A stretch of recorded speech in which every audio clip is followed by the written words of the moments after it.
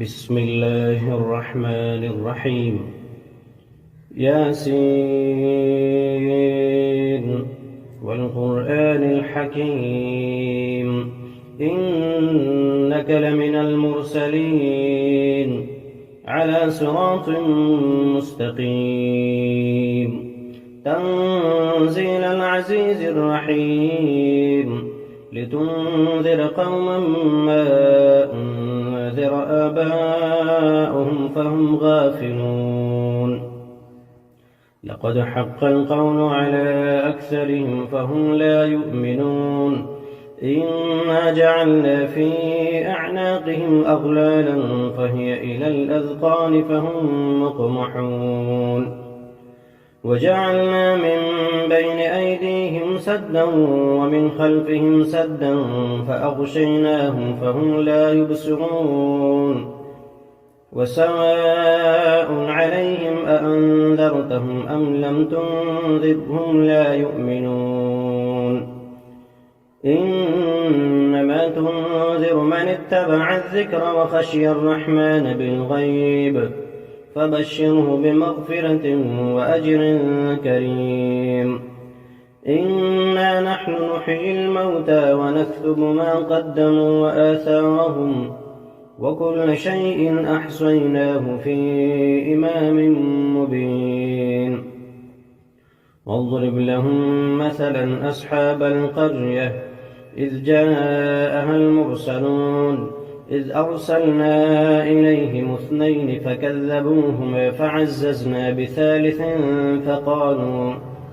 فقالوا إنا إليكم مرسلون قالوا ما أنتم إلا بشر مثلنا وما أنزل الرحمن من شيء إن أنتم إلا تكذبون قالوا ربنا يعلم إنا إليكم لمرسلون وما علينا إلا البلاغ المبين قالوا إنا تطيرنا بكم لئن لم تنتهوا لنرجمنكم وليمسنكم منا عذاب أليم قالوا طائركم معكم أئن ذكرتم بل أنتم قوم مسرفون وجاء من أقصى المدينة رجل يسعى قال يا قوم اتبعوا المرسلين اتبعوا من لا يسألكم أجرا وهم مهتدون وما لي لا أعبد الذي فطرني وإليه ترجعون أأتخذ من دونه آلهة إن يردني الرحمن بضر لا تغن عني شفاعتهم شيئا ولا ينقذون إني إذا لفي ضلال مبين إني آمنت بربكم فاسمعون قيل ادخل الجنة قال يا ليت قومي يعلمون بما غفر لي ربي وجعلني من المكرمين وما أنزلنا على قومه من بعده من جند من السماء وما كنا منزلين إن كانت إلا صيحة واحدة فإذا هم خامدون يا حسرة على العباد ما يأتيهم من رسول إلا كانوا به يستهزئون ألم يروا كم أهلكنا قبلهم من القرون أنهم إليهم لا يرجعون وإن كل لما جميع لدينا محضرون وآية لهم الأرض الميتة أحييناها وأخرجنا منها حبا فمنه يأكلون وجعلنا فيها جنات من نخيل وأعناب وفجرنا فيها من العيون ليأكلوا من ثمره وما عملته أيديهم أفلا يشكرون سبحان الذي خلق الأزواج كلها مما تنبت الأرض ومن أنفسهم ومما لا يعلمون وآية لهم الليل نسلخ منه النهار فإذا هم مظلمون والشمس تجري لمستقر لها ذلك تقدير العزيز العليم والقمر قدرناه منازل حتى عاد كالعرجون القديم لا الشمس ينبغي لها أن تدرك القمر ولا الليل سابق النهار وكل في فلك يسبحون وآية لهم أنا حملنا ذريتهم في الفلك المشحون وخلقنا لهم من مثله ما يركبون وإن نشأ نغرقهم فلا صريخ لهم ولا هم ينقذون إلا رحمة منا ومتاعا إلى حين وإذا قيل لهم اتقوا ما بين أيديكم وما خلفكم لعلكم ترحمون وما تأتيهم من آية من آيات ربهم إلا كانوا عنها معرضين وإذا قيل لهم أنفقوا مما رزقكم الله قال الذين كفروا للذين آمنوا أنطعم من لم يشاء الله أطعمه إن أنتم إلا في ضلال مبين ويقولون متى هذا الوعد إن كنتم صادقين ما ينظرون إلا صيحة واحدة تأخذهم فهم يخصمون فلا يستطيعون توصية ولا إلى أهلهم يرجعون ونفخ في الصور فإذا هم من الأجداث إلى ربهم ينسلون قالوا يا ويلنا من بعثنا من مرقدنا هذا ما وعد الرحمن وصدق المرسلون إن كانت إلا صيحة واحدة فإذا هم جميع لدينا محضرون فاليوم لا تظلم نفس شيئا ولا تجزون إلا ما كنتم تعملون إن أصحاب الجنة اليوم في شغل فاكهون هم وأزواجهم في ظلال على الأرائك متكئون لهم فيها فاكهة ولهم ما يدعون سلام قولا من رب رحيم وامتازوا اليوم أيها المجرمون ألم أعهد إليكم يا بني آدم ألا تعبدوا الشيطان إنه لكم عدو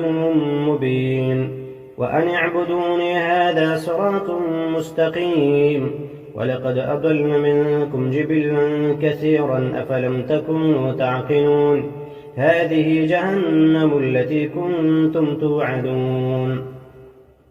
اصلوها اليوم بما كنتم تكفرون اليوم نختم على أفواههم وتكلمنا أيديهم وتشهد أرجلهم بما كانوا يكسبون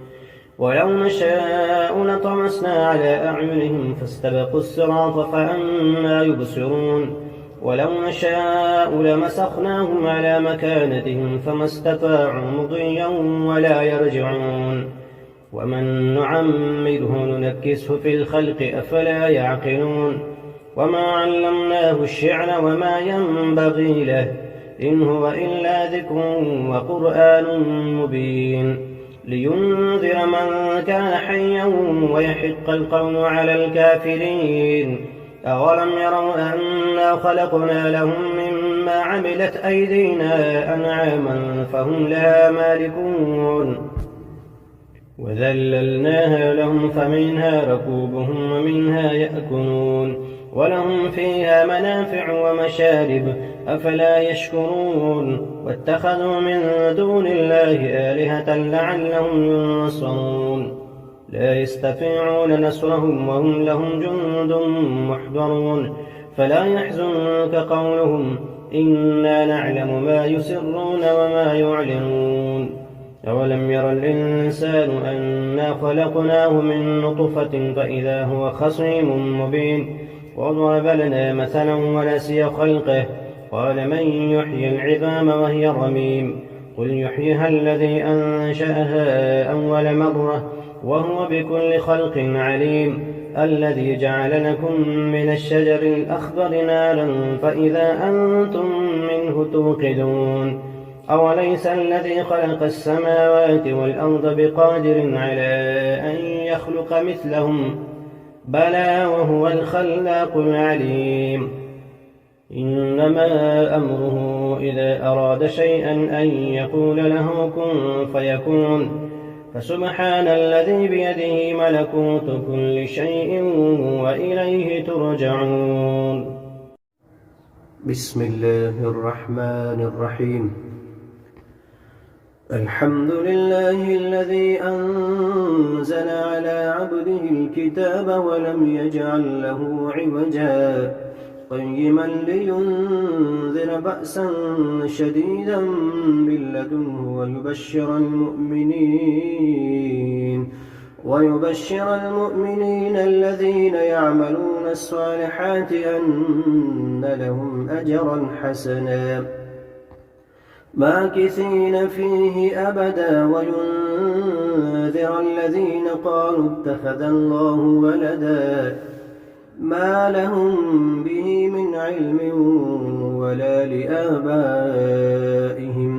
كبرت كلمة تخرج من أفواههم إن يقولون إلا كذبا فلعلك باخع نفسك على آثارهم إن لم يؤمنوا بهذا الحديث أسفا إنا جعلنا ما على الأرض زينة لها لنبلوهم أيهم أحسن عملا وإنا لجاعلون ما عليها صعيدا جرزا أم حسبت أن أصحاب الكهف والرقيم كانوا من آياتنا عجبا إذ أوى الفتية إلى الكهف فقالوا ربنا آتنا من لدنك رحمة وهيئ لنا من أمرنا رشدا فضربنا على آذانهم في الكهف سنين عددا ثم بعثناهم لنعلم أي الحزبين أحصى لما لبثوا أمدا نحن نقص عليك نبأهم بالحق إنهم فتية آمنوا بربهم وزدناهم هدى وربطنا على قلوبهم إذ قاموا فقالوا ربنا رب السماوات والأرض لن ندعو من دونه إلها لقد قلنا إذا شططا هؤلاء قوم اتخذوا من دونه آلهة لولا يأتون عليهم بسلطان بين فمن أظلم ممن افترى على الله كذبا وإذ اعتزلتموهم وما يعبدون إلا الله فأووا إلى الكهف ينشر لكم ربكم من رحمته ويهيئ لكم من أمركم مرفقا وترى الشمس إذا طلعت تزاور عن كهفهم ذات اليمين وإذا غربت تقرضهم ذات الشمال وهم في فجوة منه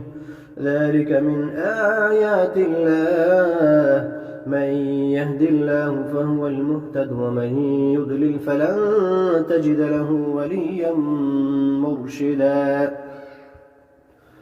وتحسبهم أيقاظا وهم رقود ونقلبهم ذات اليمين وذات الشمال وكلبهم باسط ذراعيه بالوصيد لو اطلعت عليهم لوليت منهم فرارا ولملئت منهم رعبا وكذلك بعثناهم ليتساءلوا بينهم قال قائل منهم كم لبثتم قالوا لبثنا يوما أو بعض يوم قالوا ربكم أعلم بما لبثتم فابعثوا أحدكم بورقكم هذه إلى المدينة فلينظر أيها أزكى طعاما فليأتكم برزق منه وليتلطف ولا يشعرن بكم أحدا إنهم إن يظهروا عليكم يرجموكم أو يعيدوكم في ملتهم ولن تفلحوا إذا أبدا. وكذلك أعثرنا عليهم ليعلموا أن وعد الله حق وأن الساعة لا ريب فيها، إذ يتنازعون بينهم أمرهم فقالوا بنوا عليهم بنيانا ربهم أعلم بهم. قال الذين غلبوا على أمرهم لنتخذن عليهم مسجدا. سيقولون 3 رابعهم كلبهم ويقولون 5 سادسهم كلبهم رجما بالغيب ويقولون 7 وثامنهم كلبهم قل ربي أعلم بعدتهم ما يعلمهم إلا قليل فلا تمار فيهم إلا مراء ظاهرا ولا تستفت فيهم منهم أحدا. ولا تقولن لشيء إني فاعل ذلك غدا إلا أن يشاء الله. واذكر ربك إذا نسيت وقل عسى أن يهديني ربي لأقرب من هذا رشدا.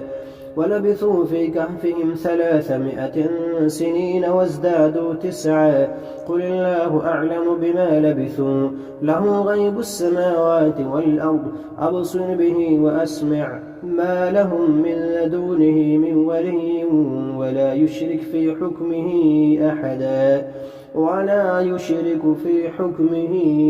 أحدا. واتل ما أوحي إليك من كتاب ربك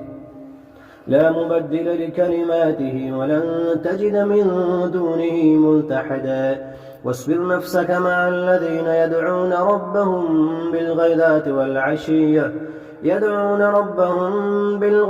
والعشي يريدون وجهه ولا تعد عيناك عنهم تريد زينة الحياة الدنيا. ولا تطع من أغفلنا قلبه عن ذكرنا واتبع هواه وكان أمره فرطا. وقل الحق من ربكم فمن شاء فليؤمن ومن شاء فليكفر إنا أعتدنا للظالمين نارا أحاط بهم سرادقها وإن يستغيثوا يغاثوا بماء كالمهل يشوي الوجوه بئس الشراب وساءت مرتفقا.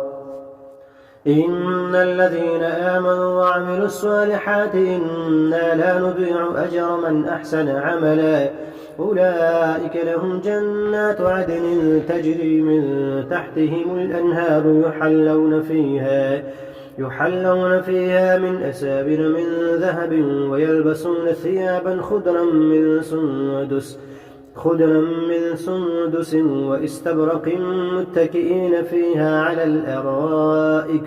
نعم الثواب وحسنت مرتفقا. واضرب لهم مثلا رجلين جعلنا لأحدهما جنتين من أعناب وحففناهما بنخل وجعلنا بينهما زرعا كلتا الجنتين آتت أكلها ولم تظلم منه شيئا وفجرنا خلالهما نهرا وكان له ثمر فقال لصاحبه وهو يحاوره أنا أكثر منك مالا وأعز نفرا ودخل جنته وهو ظالم لنفسه قال ما أظن أن تبيد هذه أبدا وما أظن الساعة قائمة ولئن رددت إلى ربي لأجدن خيرا منها منقلبا. قال له صاحبه وهو يحاوره أكفرت بالذي خلقك من تراب ثم من نطفة ثم سواك رجلا لكن هو الله ربي ولا أشرك بربي أحدا. ولولا إذ دخلت جنتك قلت ما شاء الله لا قوة إلا بالله إن ترني أنا أقل منك مالا وولدا فعسى ربي أن يؤتيني خيرا من جنتك ويرسل عليها حسبانا من السماء فتصبح صعيدا زلقا أو يصبح ماؤها غورا فلن تستطيع له طلبا وأحيط بثمره فأصبح يقلب كفيه على ما أنفق فيها وهي خابية على عروشها ويقول يا ليتني لم أشرك بربي أحدا ولم تكن له فئة ينصرونه من دون الله وما كان منتصرا هنالك الولاية لله الحق هو خير ثوابا وخير عقبا واضرب لهم مثل الحياة الدنيا كماء إن أنزلناه من السماء فاختلط به نبات الأرض فأصبح هشيما تذروه الرياح وكان الله على كل شيء مقتدرا المال والبنون زينة الحياة الدنيا والباقيات الصالحات خير عند ربك ثوابا وخير أملا ويوم نسير الجبال وترى الأرض بارزة وحشرناهم فلم نغادر منهم أحدا وعرضوا على ربك صفا لقد جئتمونا كما خلقناكم أول مرة بل زعمتم أن لن نجعل لكم موعدا ووضع الكتاب فترى المجرمين مشفقين مما فيه ويقولون يا ويلتنا ما لهذا الكتاب لا يغادر صغيرة ولا كبيرة إلا أحصاها ووجدوا ما عملوا حاضرا ولا يظلم ربك أحدا وإذ قلنا للملائكة اسجدوا لآدم فسجدوا إلا إبليس كان من الجن ففسق عن أمر ربه أفتتخذونه وذريته أولياء من دوني وهم لكم عدو بئس للظالمين بدلا ما أشهدتم خلق السماوات والأرض ولا خلق أنفسهم وما كنت متخذ المضلين عضدا ويوم يقول نادوا شركائي الذين زعمتم فدعوهم ولم يستجيبوا لهم وجعلنا بينهم موبقا ورأى المجرمون النار فظنوا أنهم مواقعوها ولم يجدوا عنها مصرفا ولقد صرفنا في هذا القرآن للناس من كل مثل وكان الإنسان أكثر شيء جدلا وما منع الناس أن يؤمنوا إذ جاءهم الهدى ويستغفروا ربهم إلا أن تأتيهم سنة الأولين أو يأتيهم العذاب قبلا وما نرسل المرسلين إلا مبشرين ومنذرين ويجادل الذين كفروا بالباطل ليدحضوا به الحق واتخذوا آياتي وما أنذروا هزوا ومن أظلم ممن ذكر بآيات ربه فأعرض عنها ونسي ما قدمت يداه إنا جعلنا على قلوبهم أكنة أن يفقهوه وفي آذانهم وقرا وإن تدعهم إلى الهدى فلن يهتدوا إذا أبدا وربك الغفور ذو الرحمة لو يؤاخذهم بما كسبوا لعجل لهم العذاب بل لهم موعد لن يجدوا من دونه موئلا وتلك القرى أهلكناهم لما ظلموا وجعلنا لمهلكهم موعدا وإذ قال موسى لفتاه لا أبرح حتى أبلغ مجمع البحرين أو أمضي حقبا فلما بلغا مجمع بينهما نسيا حوتهما فاتخذ سبيله في البحر سربا فلما جاوزا قال لفتاه آتنا غداءنا لقد لقينا من سفرنا هذا نصبا قال أرأيت إذ أوينا إلى الصخرة فإني نسيت الحوت وما أنسانيه إلا الشيطان أن أذكره واتخذ سبيله في البحر عجبا قال ذلك ما كنا نبغي فارتد على آثارهما قصصا فوجدا عبدا من عبادنا آتيناه رحمة من عندنا وعلمناه من لدنا علما. قال له موسى هل أتبعك على أن تعلمني مما علمت رشدا؟ قال إنك لن تستطيع معي صبرا وكيف تصبر على ما لم تحط به خبرا؟ قال ستجدني إن شاء الله صابرا ولا أعصي لك أمرا. قال فإن اتبعتني فلا تسألني عن شيء حتى أحدث لك منه ذكرا. فانطلقا حتى إذا ركبا في السفينة خرقها قال أخرقتها لتغرق أهلها لقد جئت شيئا إمرا. قال ألم أقل إنك لن تستطيع معي صبرا؟ قال لا تؤاخذني بما نسيت ولا ترهقني من أمري عسرا. فانطلقا حتى إذا لقيا غلاما فقتله قال أقتلت نفسا زكية بغير نفس لقد جئت شيئا نكرا. قال ألم نقل لك إنك لن تستطيع معي صبرا؟ قال إن سألتك عن شيء بعدها فلا تصاحبني قد بلغت من لدني عذرا. فانطلقا حتى إذا أتيا أهل قرية استطعما أهلها فأبوا أن يضيفوهما فوجدا فيها جدارا يريد أن ينقض فأقامه. قال لو شئت لاتخذت عليه أجرا. قال هذا فراق بيني وبينك سأنبئك بتأويل ما لم تستطع عليه صبرا. أما السفينة فكانت لمساكين يعملون في البحر فأردت أن أعيبها وكان وراءهم ملك يأخذ كل سفينة غصبا.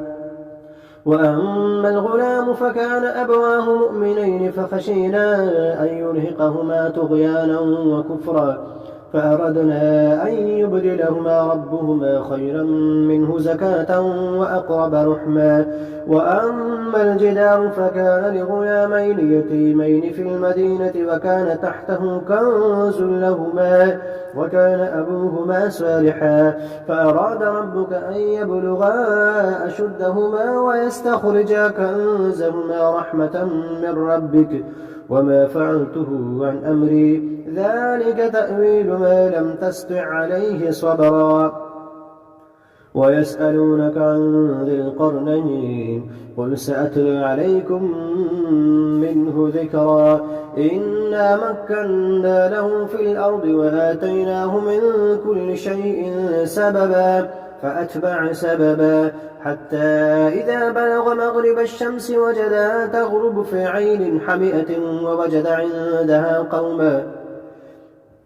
قلنا يا ذا القرنين إما أن تعذب وإما أن تتخذ فيهم حسنا. قال أما من ظلم فسوف نعذبه ثم يرد إلى ربه فيعذبه عذابا نكرا. وأما من آمن وعمل صالحا فله جزاء الحسنى وسنقول له من أمرنا يسرا. ثم أتبع سببا حتى إذا بلغ مطلع الشمس وجدها تطلع على قوم لم نجعل لهم من دونها سترا كذلك وقد أحطنا بما لديه خبرا. ثم أتبع سببا حتى إذا بلغ بين السدين وجد من دونهما قوما لا يكادون يفقهون قولا. قالوا يا ذا القرنين إن يأجوج ومأجوج مفسدون في الأرض فهل نجعل لك خرجا على أن تجعل بيننا وبينهم سدا؟ قال ما مكنني فيه ربي خير فأعينوني بقوة أجعل بينكم وبينهم ردما. آتوني زبر الحديد حتى إذا ساوى بين الصدفين قال انفخوا حتى إذا جعله نارا قال آتوني أفرغ عليه قطرا. فما استطاعوا أن يظهروه وما استطاعوا له نقبا. قال هذا رحمة من ربي فإذا جاء وعد ربي جعله دكا وكان وعد ربي حقا. وتركنا بعضهم يومئذ يموج في بعض ونفخ في السور فجمعناهم جمعا وعرضنا جهنم يومئذ للكافرين عرضا الذين كانت أعينهم في غطاء عن ذكري وكانوا لا يستطيعون سمعا